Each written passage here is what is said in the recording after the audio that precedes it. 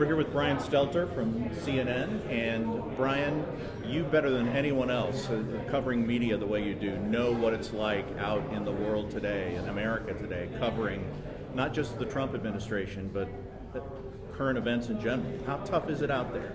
My program is called Reliable Sources, and I think it's never been harder to really determine what's reliable, what's an actually reliable source. There's so much misinformation and disinformation available, especially on the web. But at the same time, it's never been better to be a journalist because it's never been more possible to reach more people with real, accurate, reliable information on the web.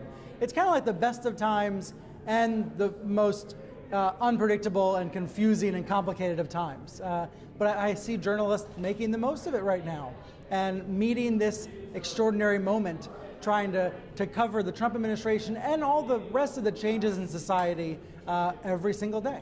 You have said that the only antidote to attacks on journalism is more and better journalism, and we're seeing that. Yeah, more and more and more of it. You know, whether it's mistakes in journalism, the solution to poor journalism is more journalism. And when the president or his allies attack the press, the solution there is, again, more journalism to continue to do what we do as strongly as possible. And I think that's what we've seen in the past 9 months since Inauguration Day. But it's also been true for decades before. It's not the first time the politicians have taken whacks at the news media. The president just happens to be more vociferous about it, more aggressive about it.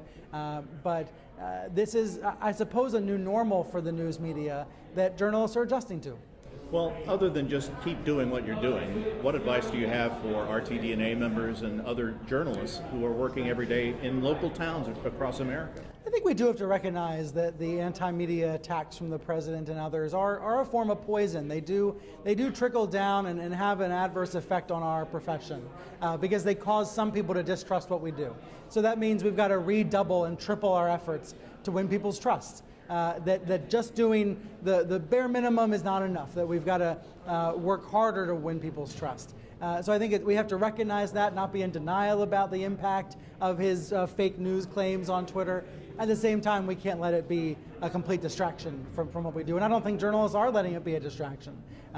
We are seeing so much award-winning work, not just on the national level covering D.C., but also on the local level covering politics, because one of the consequences of the Trump presidency is more interest in politics at all levels, at a local, regional, and a national level. So with that increased interest among voters, that's an opportunity for all of us. Brian, thank you. Thanks.